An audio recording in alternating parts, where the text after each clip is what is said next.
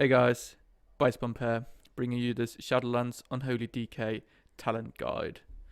Today I'll talk it through every talent row there is, talk about different choices, mention things that are not well known in the community, and then follow up with a couple of builds both for raids and Mythic Plus.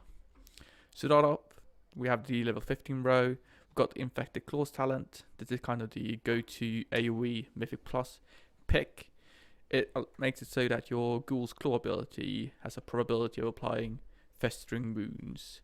The important bit here is that when you transform the Ghoul with Dark Transformation, it actually makes it so that the Sweeping Claws ability, the Dark Transformation version of Claw, also applies to wounds. So it's kind of like a wound application talent, AoE wound application, especially when you combine this with Burning Swords. You got this insane quadratic scaling, which just makes you deal so much damage in AoE. We also have All Will Serve. This is kind of the go-to single target talent, but it also cleaves actually. The little Timmy you get deals 50% damage from the primary target to all targets within 8 yards. This is generally the best single target throughput talent and we'll pick up for raids. Finally, we've got Clawing Shadows. This is quite interesting. So in a perfect scenario, Clawing Shadows isn't better than All Serve pure single target. However, you get this added utility with the extra range with the Clawing Shadows ability. And as soon as you can leverage that, you don't need to use it a lot to gain a lot of value. You know, if you have to run out from the boss and you can use a couple of Clawing Shadows when you otherwise would have capped on resources, Clawing Shadows would quickly gain value. And you will see lots of people pick it up just because of this reason. We've got 25 talent row. First of all, we've got Bursting Swords. I mentioned this in conjunction with Infected Claws. That's an insane AoE ability.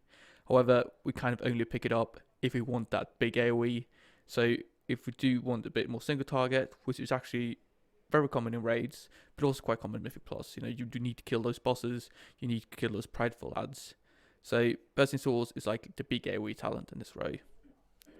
We also got Ebon Fever. This is generally not very good at the moment. Makes your disease quite a lot better, but it also makes you hit it a lot more. So you have to spend much more GCDs on your Virulent Plague, which is kind of not that great. It doesn't provide too much damage output. The only situation you would actually use this is in Spread Cleave, and that doesn't really come up in Shadowlands so far. Finally, we have Unholy Blight. This is such a great talent. It provides lots of single target throughput due to the increased pet damage, as well as great AoE when it's up. It actually lasts 20 seconds. You get the 14 seconds of the dot, as well as the 6 extra seconds when it continuously applies itself. This makes it so like when you use it with Dark Transformation or Apocalypse, you would generally use Unholy Blight before those two abilities, because Unholy Blight lasts longer. This is not the case if you run in Eternal Hunger, as well as the Deadliest Coil, then you would use Dark Transformation before Unholy Blight. Level 30 row, this is all utility. Grip of the Dead is very good in Mythic Plus to avoid having all the trash being kited out of your Deafening Cave by the tank. Also very useful if the tank needs to kite. You pop this down, it's insane slow. But it's generally a very nice pick to increase your damage, because it generally means that the trash will be in your Deafening Cave for longer. Death Rage doesn't see much play in PvE generally. The extra range and the killing blow cooldown reset isn't that useful. Finally, we've got Asphyxiate. This is very useful whenever you need to stun something. It's generally great CC. It's kind of like the go-to pick if you don't pick Gripper of Dead in Mythic Plus, just to provide a bit of more CC impacts, makes it so that your tank survives more generally. 35 row, this is kind of the resource generating row-ish. We've got Pestilent Pustules. This is great in Mythic Plus, especially if you're running Infected Claws.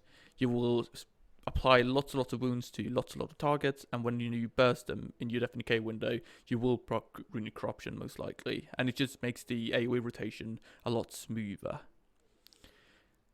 The Harbinger of Doom talent is generally severely undertuned. You might think it synergizes well when picking up conduits or legendaries that improve the death coil damage. You know, you get more sudden doom procs, and that's great. However, you don't get a lot. It's like one less than 1 per minute. I can't remember the exact RPM, but it's not significant enough to ever run, even though you got great synergy.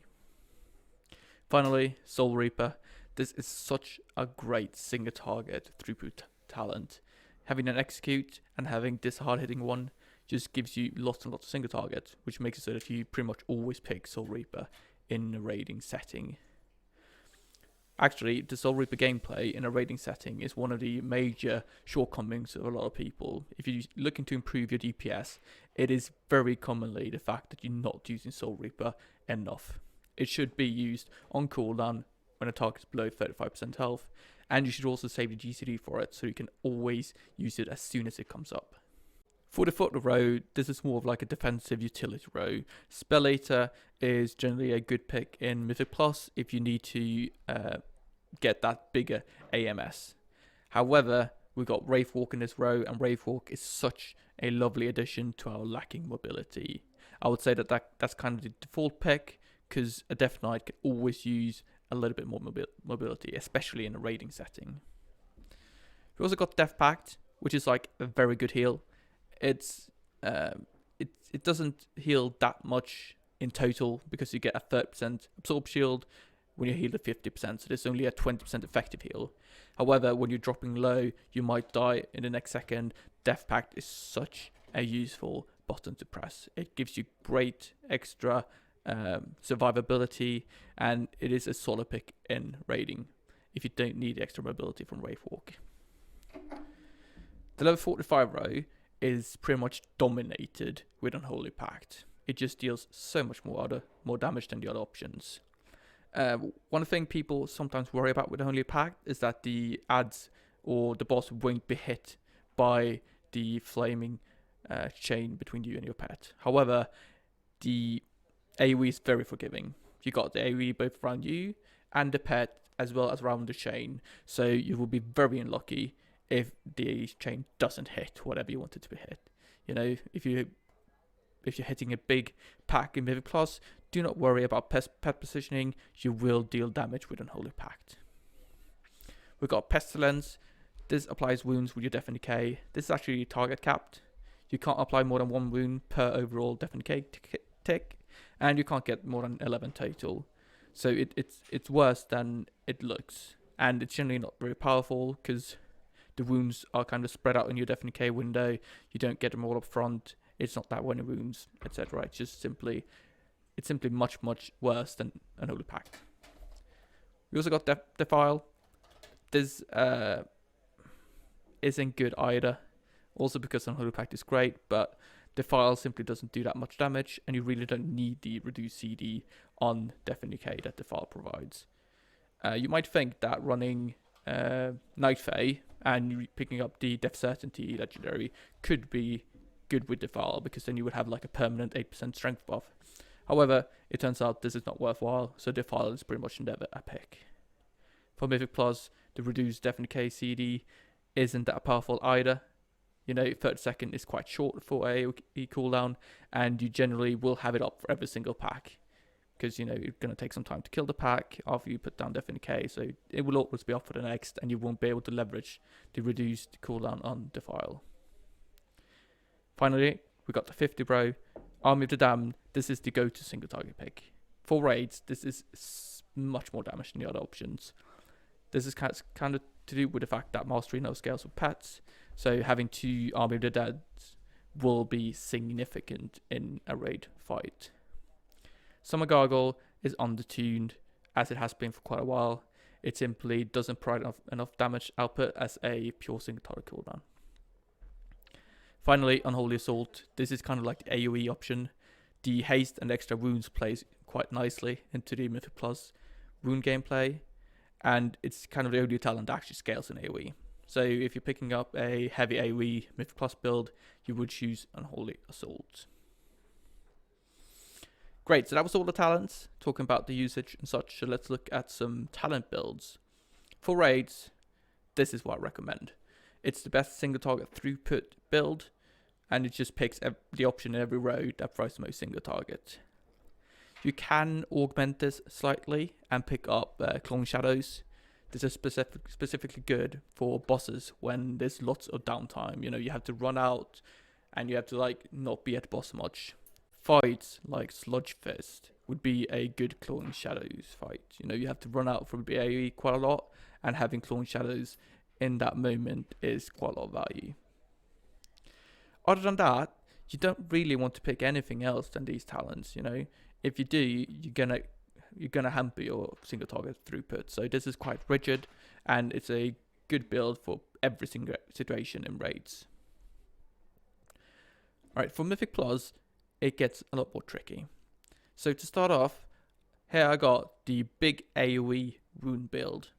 So this is centered around Infected Claws and Bursting Swords, and is all about putting up festering wounds on lots of targets and then bursting them for that big AoE damage. This will provide pretty much the best AoE damage of any class in the game if you pull sufficiently large packs. The issue with this comes with bosses, right? You do sacrifice quite a lot of single target by picking this up. So I here got another build which is a lot more single target oriented.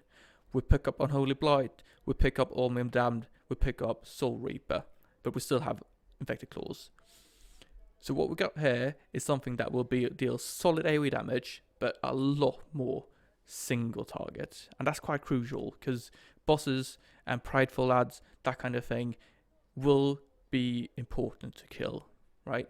It doesn't matter if you run the big AoE build and get the most damage of everyone in your group if you can't kill the bosses, right? So we do have to sometimes pick more single target. The thing is, you know, we got the pure AoE build and we got the pure single target build, but then we got loads of builds in between. You can swap out the different talents to kind of prioritize more AoE versus more single target, right? The first thing I would pick up, I would swap out Soul Reaper for Pestilent Pustules. I would then go for Unholy Souls instead of Army of Damned, and finally pick up Bursting Swords instead of Unholy Blight. So each of those options will be somewhere on the spectrum between full AoE and full single target. And you simply have to make your own judgment when it comes to, you know, doing these swaps when appropriate. You know, a specific dungeon, you might not be able to leverage the cooldown reduction from Armed and Damned, and then could pick up Unholy Swords. You might not see a lot of play with Soul Reaper, you would pick up Pestilent Pustules.